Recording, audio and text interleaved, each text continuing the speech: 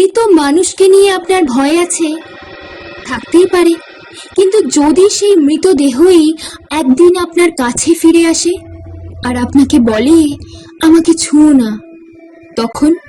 নমস্কার, গল্প কথা চ্যানেলে আপনাদের সবাইকে স্বাগত। আজকের গল্প শ্রী মোহনলাল গঙ্গোপাধ্যায়ের লেখা মরা কাটতে ভয়। তাহলে আর দেরি না করে চলুন শুনে নেওয়া যাক সেই ভয়ঙ্কর অভিজ্ঞতার গল্প। শুরু হচ্ছে আজকের গল্প, মরা কাটতে ভয়। ডাক্তারি কলেজে পড়তে পড়তে কেন যে আমি হঠাৎ ডাক্তারি পড়া ছেড়ে দিলুম তার আসল কারণটা কেউই জানে না, কাউকেই আমি বলিনি।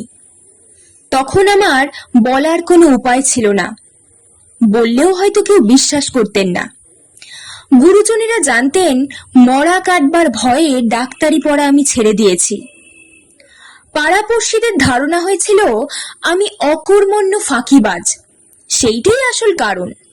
অন্তরঙ্গ বন্ধুরা কোনো কারণই খুঁজে পেতেন না কেন ডাক্তার হবার এমন একটা সুযোগ আমি অবহেলায় নষ্ট করলুম। আসলে মরা কাটবার ভয়েই আমি ডাক্তারি পড়া ছেড়েছিলুম, কিন্তু আত্মীয়রা যেমন ভাবে ভেবেছিলেন তেমন ভাবে নয়। ব্যাপারটা তাহলে গোড়ার থেকেই বলি। ডাক্তারি কলেজের প্রথম বছরের শেষের দিকটায় আমাদের অস্থিবিদ্যার পাঠ শুরু হলো। এক বাক্স মরা মানুষের হাড় কিনে আমার খাটের পিছনে আলমারির মাথায় রেখে দিলুম। বাড়ির বুড়ি ঝি যে ছেলেবেলা থেকে আমাদের সকলকে মানুষ করেছে, সে রোজ রাত্রে আমার ঘরের দরজার কাছে মাদুর বেঁধে শুতো। যেদিন থেকে জানতে পারলে ঘরে আলমারির মাথায় মরা মানুষের হাড় রয়েছে, সেদিন থেকে সে আমার ঘরের মেঝেতে শোয়া ছেড়ে দিল। আমি বললাম, কি হলো রে বুড়ি? বুড়ি বললে, না বাপু, রাত্রে ভয় করে। তুই আগে তো করতো না। আমি বললুম, কিসের ভয়? তা জানি নে বাপু, ওই বাক্সের মধ্যে খড়খড় করে শুনতে পাও না? আমি বললুম, ইঁদুর টিঁদুর হবে হয়তো, তাতে আর ভয় কি? বুড়ি ফোঁস করে বললে, এ ঘরে আবার ইঁদুর আসবে কোথা থেকে? বিড়াল ঘুরে বেড়ায়, বিড়াল দেখতে পাও না? বিড়ালকে কি মাছ ভাত খাওয়াই না? আমি বললুম, বুড়ি, তোমার কোনো ভয় নেই, এই তো আমি ঘুমোই, আমার তো কিছু হয় না। বুড়ি বললে, তোমাদের বুকের পাটা বাপু, তোমরা বড় বড় ডাক্তার হবে, তোমাদের কথা আলাদা, আমি আরো ঘরে শুতে পারবো না। সেই থেকে বুড়ি রাত্রে অন্য ঘরে শুতো। অস্থিবিদ্যার পাঠ্যপুস্তকের সঙ্গে মিলিয়ে মিলিয়ে আমাকে হাড়গুলোর চর্চা করতে হতো।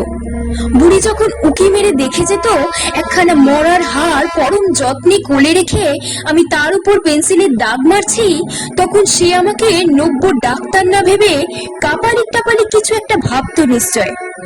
যাই হোক, এমনি অস্থি চর্চা করতে করতে শেষে আমাদের সব দেহ চর্চার সময় উপস্থিত হলো। ক্লাসের ছেলেদের জোড়ায় জোড়ায় ভাগ করে প্রত্যেক দুজন ছাত্রের জন্য একখানি করে মৃতদেহ দেওয়া হলো। ছেলেরা সানানো ছুরি আর সন্না হাতে বসে গেল তাদের চিড়ে দেখতে। কেন জানি না সে বছর যথেষ্ট সব পাওয়া যাচ্ছিল না, তাই আমি আর আমার বন্ধু অজিত প্রথমটাই কোনো মরাই পাইনি।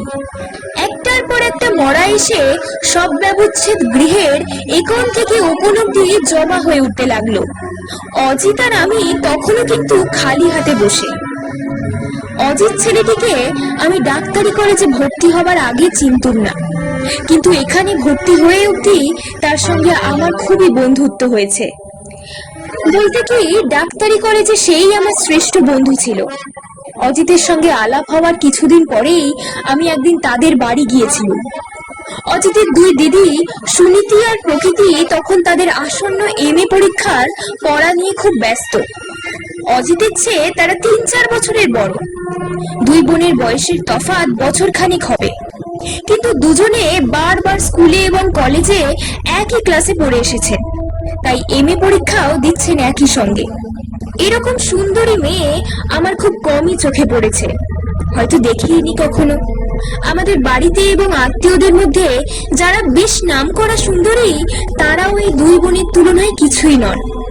বিশেষ করে অজিতের ছর্দি প্রকৃতির তুলনা মেলা ভার। আমি সত্যি মুগ্ধ হয়ে গিয়েছিলাম। অচেনা বাড়িতে প্রথম দিন এসেই মেয়েদের মুখের দিকে যে বোকার মতো তাকাতে নেই সেটা মনে ছিল না। মনে পড়তেই হঠাৎ এমন লজ্জা পেয়ে গেলুম যে আমার মাথা গেল নিচু হয়ে, আর উঠতেই চায় না। শেষে অজিতের দিদিরা যখন গরম লুচি, বেগুন ভাজা আর মিষ্টি নিয়ে আমাদের দুজনকে খাওয়াতে এলেন এবং তাদের মিষ্টি স্বভাবের গুণে মুহূর্তে আমাকে আপন করে নিলেন, তখন সত্যি মনে হলো সুনীতি আর প্রকৃতি এরা আমারই দুই দিদি। কতকাল যেন এদেরই সঙ্গে একসঙ্গে মানুষ হয়েছি। আমার নিজের 4 দিদি, কিন্তু কারোর সঙ্গেই আমার ভাব নেই। দিদিরা কত সময় কত জিনিস আমায় দিয়েছেন, ভাইফোঁটার সময় কত কি রেঁধে খাইয়েছেন, কিন্তু কোনোদিন আমি তাদের প্রতি কৃতজ্ঞতা বোধ করিনি। শেষ দিয়ে ছোটদিকে তো ছোটবেলায় কত ঠেঙিয়েছি। বড়দি মেজদির বয়সটা একটু বেশি হওয়ায় তাদের নাগাল পাইনি, নইলে বোধহয় তাদেরও পিট্টি দিত। এই নিয়ে কত ঝগড়া, কত কান্নাকাটি হয়েছে।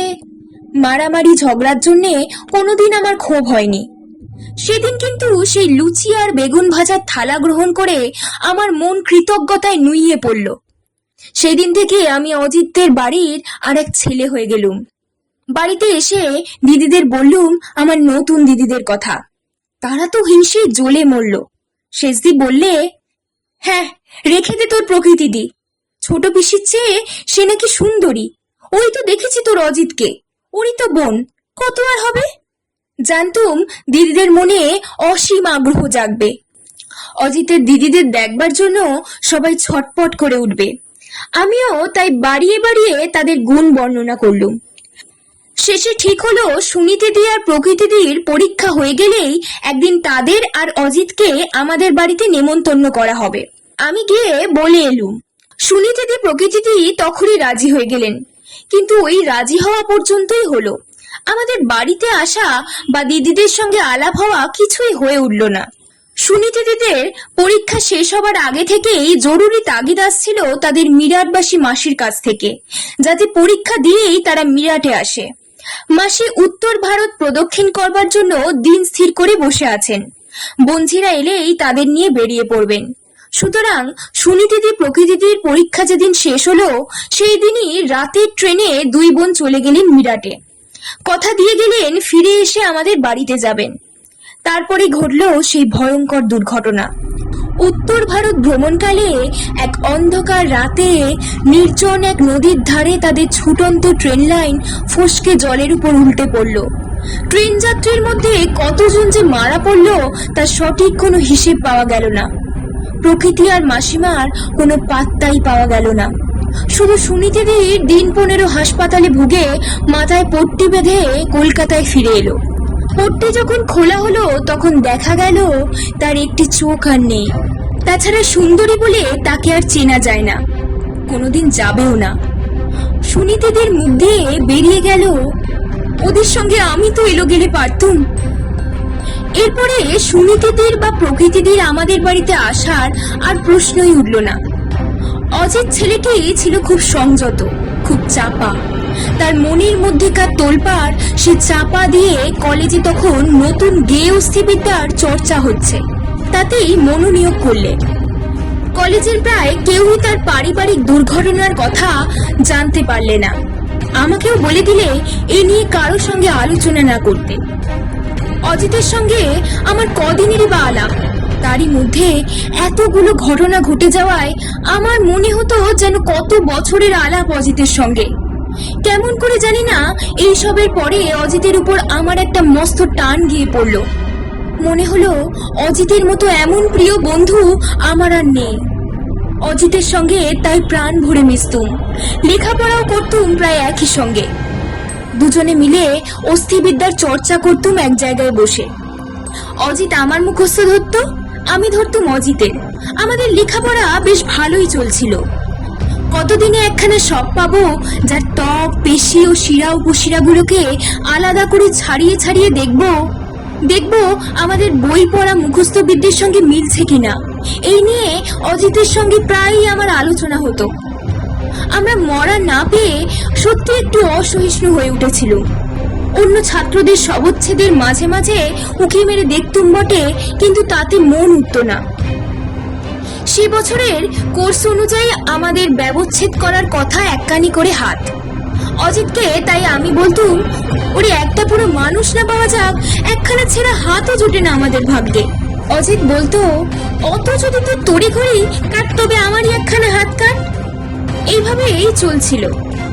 একদিন দুই ক্লাসের ফাঁকে অজিতের সঙ্গে বসে গল্প করছি। এমন সময় হঠাৎ একটি ছেলে এসে খবর দিয়ে গেল আমাদের জন্য একটা মরা এসেছে। আমি লাফিয়ে উঠলুম। এতদিন অপেক্ষা করার পর এ তো মরা নয়, হাতে যেন চাঁদ পেলুম। আমরা দৌড়ে গিয়ে আমাদের মরাটা দেখে এলুম। ভিজে কাপড়ে চাপা শুকনো এক মৃতদেহ ঘরের এক কোণে এক টেবিলে শোয়ানো রয়েছে, এখনো অক্ষত। ঘরের অন্যান্য সবের মতো ছিন্ন বিচ্ছিন্ন নয়। আমি বললুম, আজই লেগে যাব, আর ধৈর্য ধরে থাকতে পারি না। কি বলিস? অজিত আমার মতো অতটা উৎসাহ দেখালো না। সেদিন তার শরীরটা তেমন ভালো ছিল না। আগে থেকেই বাড়ি যাব যাব করছিল।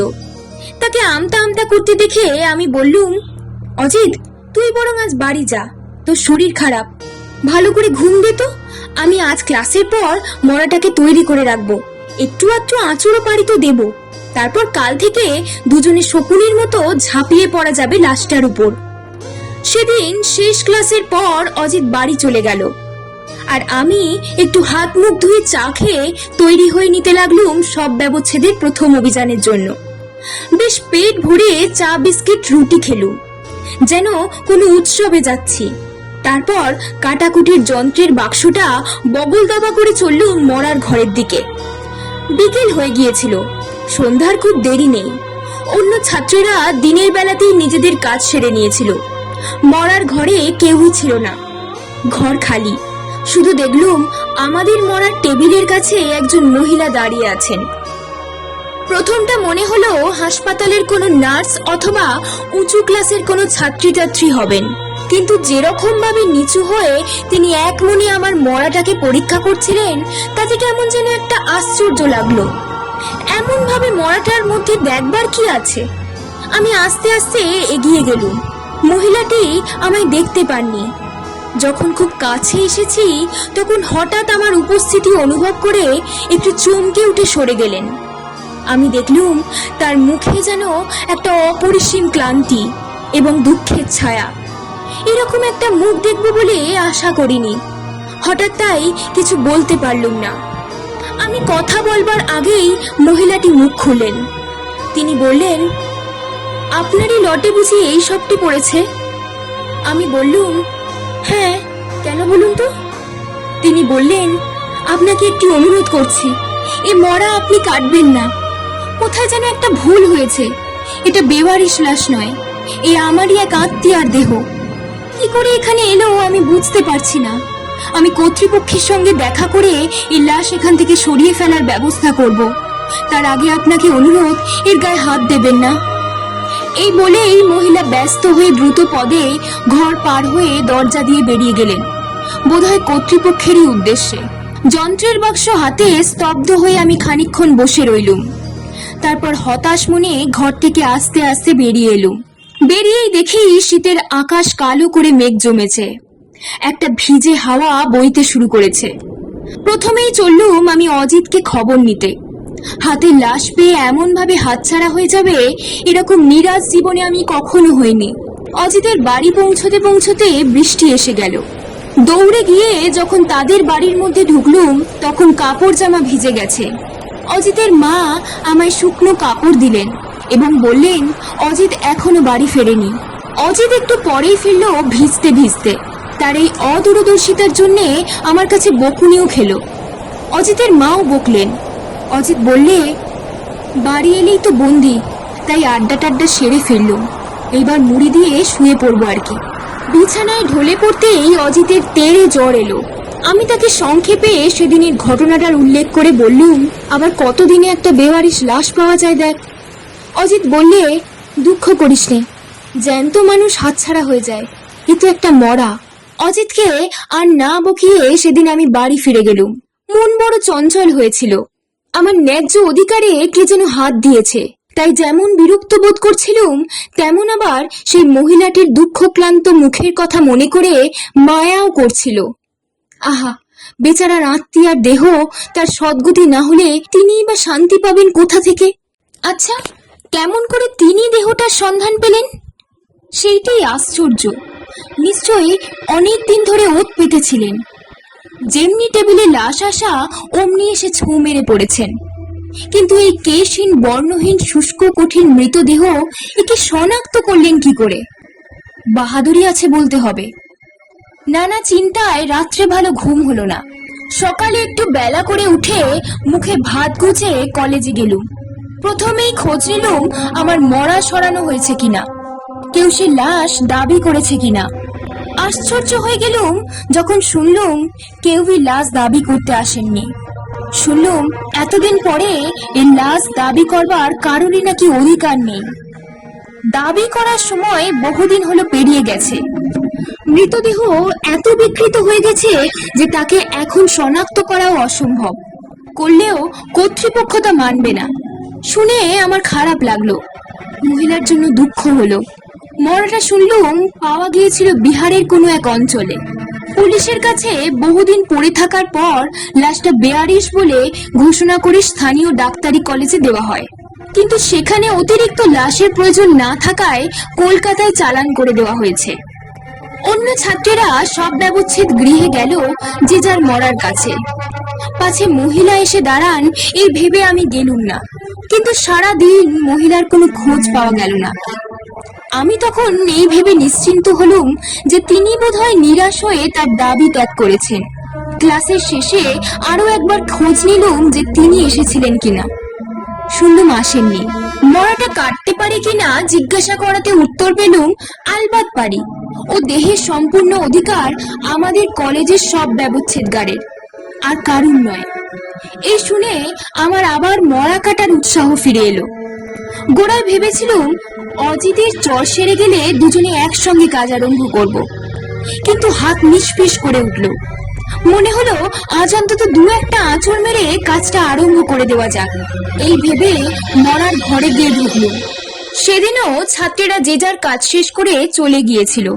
ঘর খালি। মরার ঘরে ভ্যাপসা গন্ধ নাকে ঢুকবার সঙ্গে সঙ্গেই দেখলুম কি আশ্চর্য, আজও সেই মহিলা আমার মরার কাছে একটা উঁচু টেবিলের উপর বসে রয়েছেন। আমাকে ঘরে ঢুকতে তিনি দেখেছিলেন।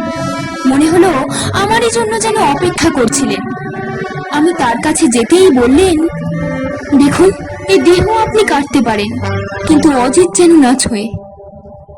আমি অবাক হয়ে বললুম, আপনি অজিতকে চেনেন নাকি? মহিলা টুল ছেড়ে উঠে দাঁড়ালেন।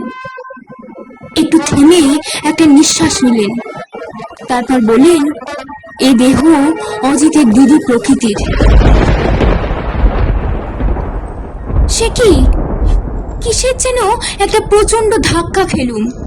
সমস্ত দেহ অসাড় হয়ে গেল। বসবার টুলটা শক্ত করে চেপে ধরলুম। দেখি মহিলা দ্রুত পদে ঘর ত্যাগ করে চলে যাচ্ছেন। আমি চেঁচিয়ে বললাম, আপনি কে? মহিলা এক মুহূর্ত থমকে আমার দিকে ফিরে তাকিয়ে একটু ম্লান হাসি হাসলেন। তারপর দ্রুততর গতিতে দরজা পার হয়ে চলে গেলেন। এইবার আমি চিনলুম, কোনোদিন চাক্ষুষ দেখিনি, কিন্তু অজিতের মাকে তো দেখেছি।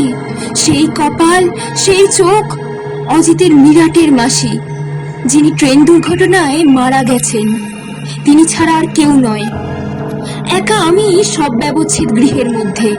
আমার সামনে পড়ে আছে যার বিকৃত গলিত দেহ। এই কিছুদিন আগেও তাকে দেখে ভেবেছিলুম তার মতো সুন্দরী পৃথিবীতে নেই। সেই শীতের সন্ধ্যায় কপালের ঘামটা মুছে যত তাড়াতাড়ি পারি ঘর থেকে বেরিয়ে এলুম। কি করা যায় এখন? যা দেখলুম বা শুনলুম বিশ্বাস করব না ভুয়ো বলে উড়িয়ে দেব?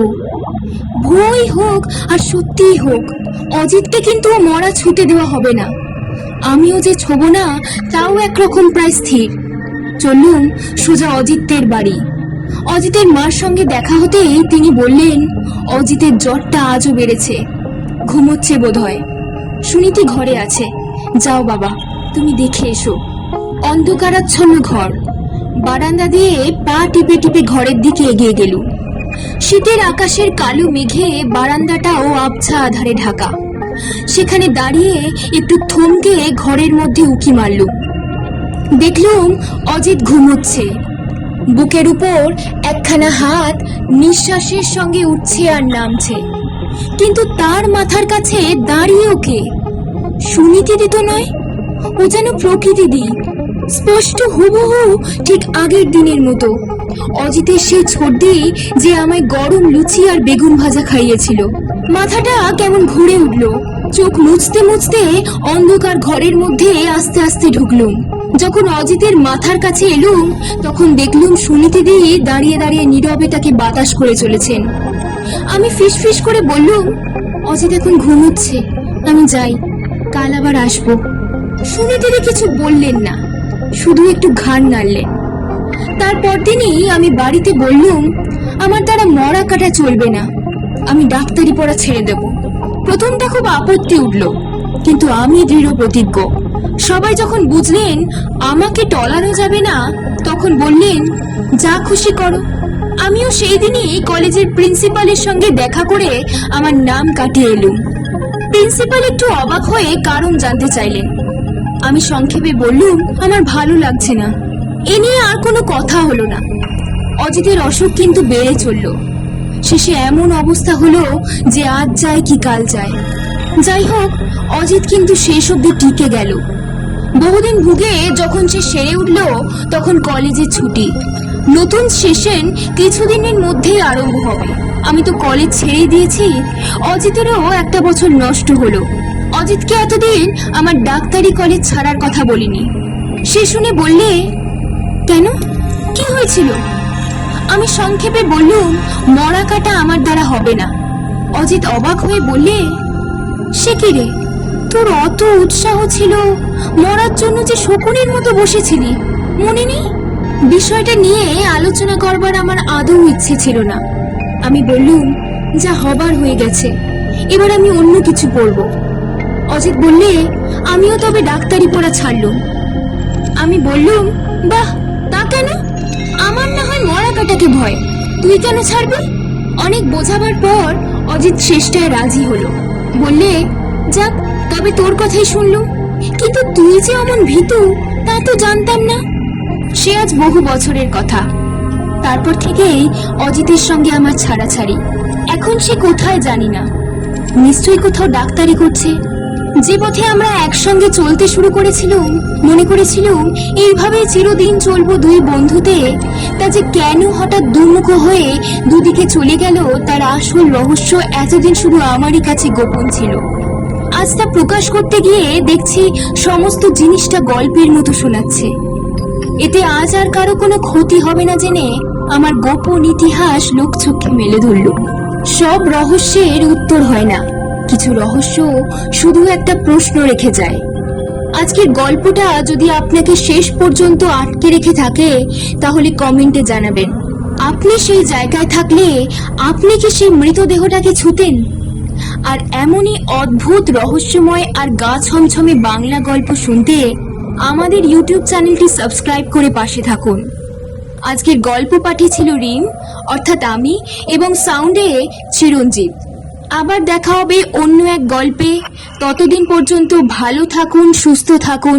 নমস্কার।